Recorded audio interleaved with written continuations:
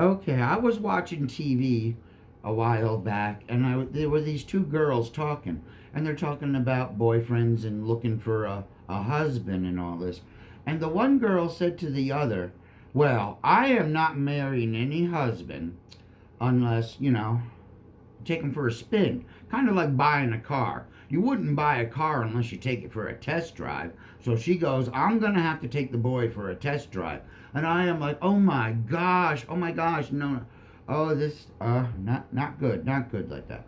And what I want to tell you, ladies, is that there is a way that you can tell how a boy makes love without having to, like that. And I discovered it one day because we're a large family, and being in large families, you kind of learn a few things being in a large family. And I got lots of brothers like that, and I'm gonna have to use their name. I didn't want to use names, but these are my brothers. I don't think they'll mind like that and everything.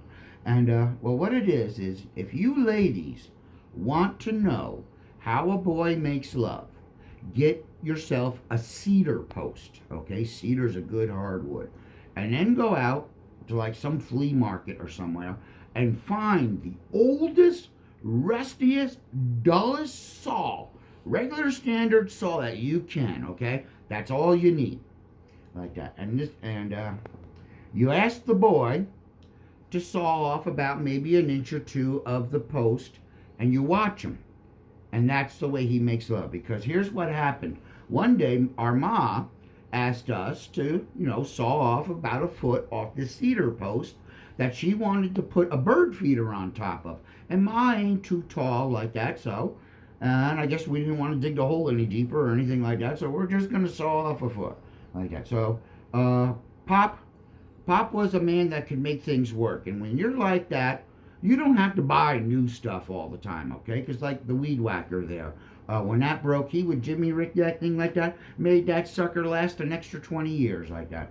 So there we are. We get the post, and we got this saw. And this saw is dull. I mean, rusted.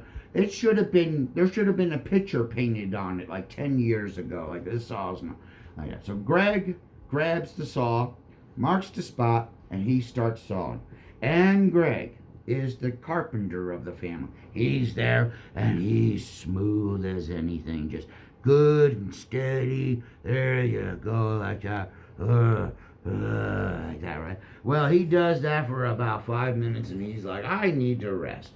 So it's like, well, Matt goes, "I'll do it." Now Matt's the youngest.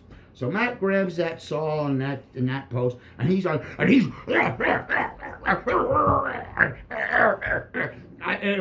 my gosh, it was unbelievable, I guess, right? So it's like, okay, he gets tired. Then next comes me. Let me try it, okay? So here I am. Now, Greg and Matt have put a pretty decent sized notch in that wood, pretty good. So there I am. I shouldn't have any problem. For some damn reason, I keep slipping out of the notch, and it's just, gosh, did I fall? I pulled the saw back too far. Gosh, oh my gosh. Like that. So I'm done. So here comes George. Now, George, he takes the log and turns it over. And he's going to do it from the bottom. Like, oh my gosh. So yeah. Oh yeah, we know what he likes. So then, all that time we were there, Michael had gone back to his house, and he comes back with the freaking chainsaw. Done. And there you go. Now you know. Like that. So yeah. Get yourself a cedar post and a dull saw. And you don't have to hop in bed or anything. Okay? Good advice.